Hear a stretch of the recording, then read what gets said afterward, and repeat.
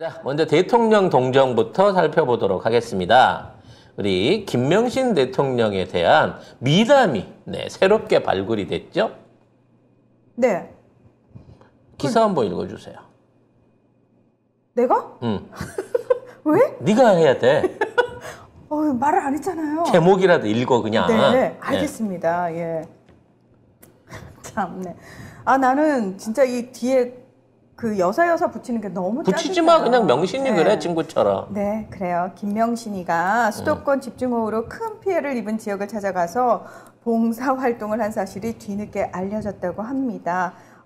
연합뉴스에 따르면 대통령실 관계자는 명신이가 최소한의 수행과 경호 인력을 대동한 채 봉사활동을 해왔다면서 주로 비 피해로 망가진 주택과 그 주변을 청소하는 일이었다고 합니다. 예. 근데 작업복 차림인데다가 마스크를 착용해서 현지 주민들도 거의 알아보질 못했대요. 우리가 잘못했네. 우리 김명신 대통령께서 사이카 타고 그렇게 왔다 갔다 하신 게 나는 어저께 방송에서 점집 갔을 거라고 그랬거든. 네, 근데 봉사활동을 갔대요. 근데 저는 이게 이해가 안 되는 게 사진이 없던데. 그렇지. 내 말도 그 말이야. 아니 다른 나라 대통령이 와도 자기를 센터에 놓고 사진을 찍는 사람인데 이런 훌륭한 미담을 남기는 과정 중에 사진을 한 장도 안 남기고 갔다는 말인가? 일단 이게 좀 그렇고요.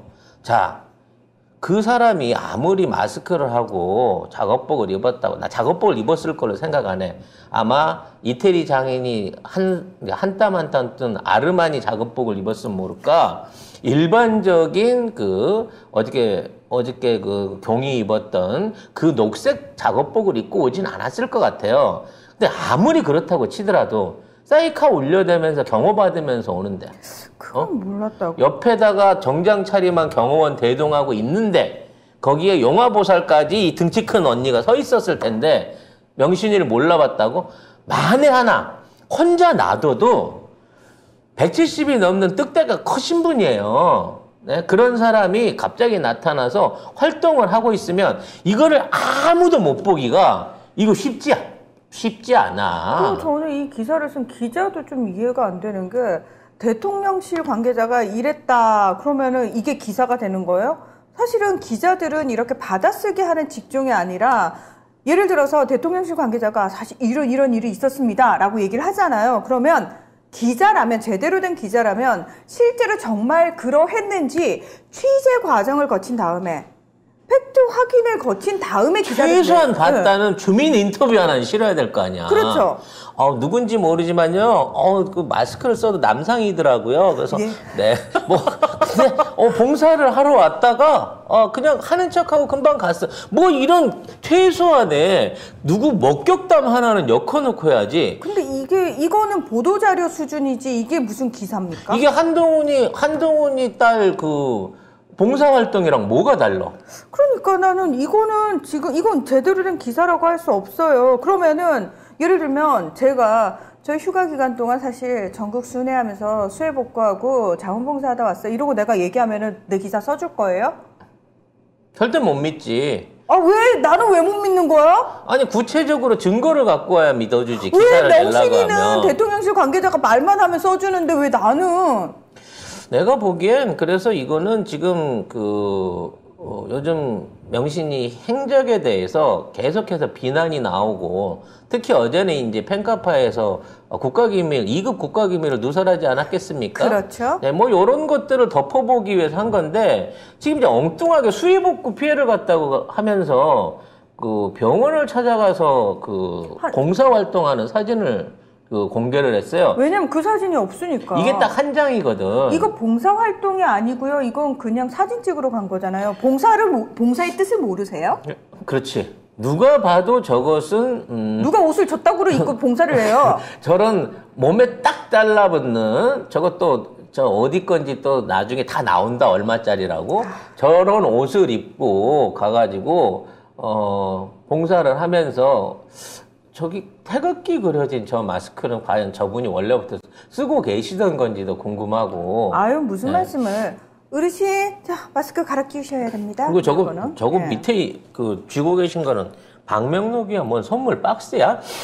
아, 뭐 저기 용화대 그려진 마크 그려진 저거 뭐 저기 기념품 드렸나? 네, 가지고 갔나 보네요. 네. 일단 혹시라도 이분이 남상인 얼굴에 주먹이라도 한번 날릴까봐 저 경호원들이 저렇게 째려보고 있는 저 상황에서 요런 사진 하나 올리면서 이 사람이 수해복구 현장에서 청소를 했다고? 빗자루도 안 잡을 것 같아요. 이 양반. 정말 이 양반 하던 거 보면. 웃기지 마! 라고 말을 해주고 싶고요. 그럼 저는 더 웃긴 게 뭐냐면 명신이가 앞으로도 노인, 장애인 등 취약계층 지원이나 유기견 관련 등 비공개 봉사활동을 지속할 것으로 보인다. 이건 뭐다? 나 점집 계속 다닐 거야. 그렇지. 혹시나 나 안 보이면 봉사활동한 거야. 그렇게 믿어야만 해. 라고 얘기를 주는 거고, 앞으로 기레기들이 이제 스스로 봉사활동을 만들어서 떠나겠죠. 그렇겠네요. 네, 그러다 누가 글짓기 잘하나? 그러다 보면 나중에 이제 부산과 서울에서 동시에 봉사를 했다고 신문 기사가 막 서로 경쟁적으로 뜨는 거지. 아, 네. 우리 송 작가님 의견이 참 별나구나. 이건 저희의 의견이었습니다. 아무튼 중요한 건 이 팬클럽 얘네들이 어떻게 알고 이거를 유출했는지에 대해서 조사를 안 하고요. 뜬금없이 경호처에다가 모든 책임을 돌리고 있어요. 즉 경호 관련된 내용이나 일정은 경호처가 알고 있는데 거기서 빠져나가지 않았겠느냐라는 얘기를 하고 있단 말이지. 지금 경호처고 어떻게 대통령실이고 어디고 간에 지금 다 벌벌 떠고 있는 게 다음날 출근하면 한 사람이 사라져 있고 그 다음날 출근하면 또 한 사람이 사라져 있고 사람들이 자꾸 어디론가 전출 발령이 나고 있어요. 근데 이 사람들이 그냥 집으로 돌아가는 게 아니라 다른 부서로 순환 배치가 되고 있다 그래요. 그렇죠. 그러니까 지금 나 참 기가 막힌 게 청와대가 아니지 이 영궁 안에 있는 비서관들 전원한테 이메일을 보냈답니다. 비서실. 그래서 너 100일 동안 무슨 업무를 했는지 무슨 업무를 하는지 적어내 그랬다는 거예요. 그러니까 무슨 업무를 했는지 시킨 사람이 알아야 되지 않겠어? 뭐 시킨 게 없나 보지.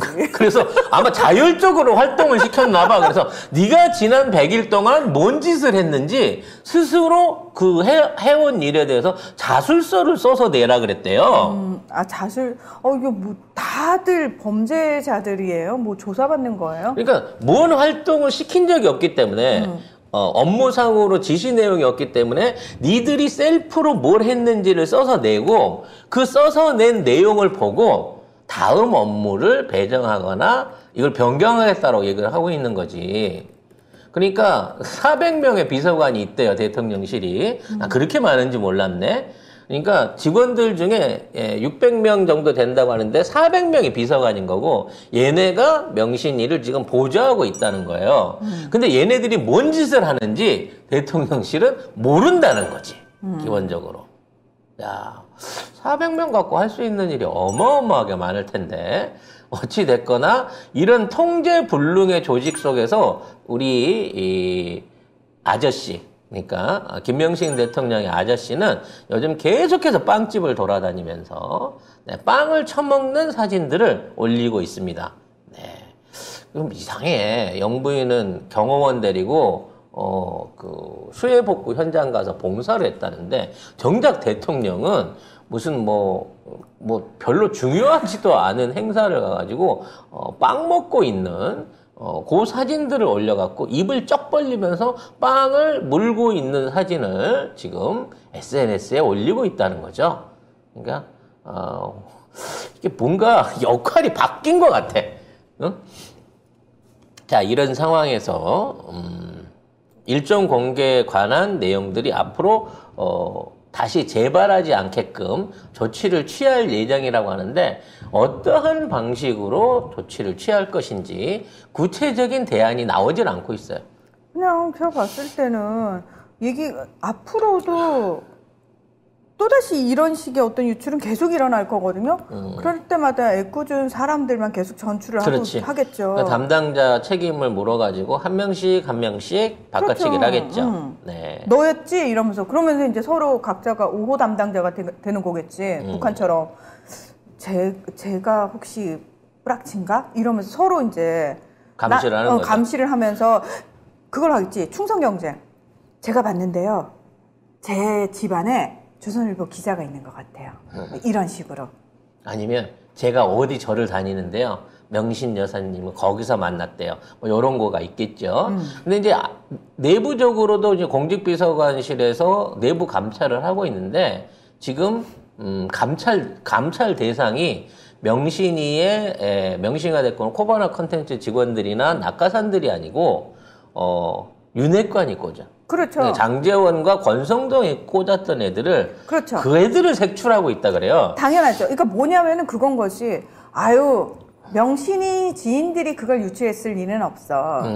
우리를 시기 질투한. 그럼 우리는 종교를 하나로 뭉친 그럼요. 가족인데 배신할 리가 없잖아. 우리를 시기 질투하는 윤핵관. 쟤네들이 꽂은 애들이 결국은 문제였어. 그러면서 결국 그 사람들부터 먼저 전출당하고 있대잖아요. 뭐 한 400명 중에 윤핵관이 꽂은 애들이 100명이나 되는지는 모르겠습니다만 어쨌든 결국 나중에는 그 사람들은 다 없고 명신이 지인들로만 채워지겠죠. 걔들까지 다 솎아내고 나면 이제 편안하게 예배 시간에 예배도 드리고 집단적인 행동도 같이 할 수 있는 뭐 그런 그림을 앞으로 그리고 싶은 모양이네요. 네.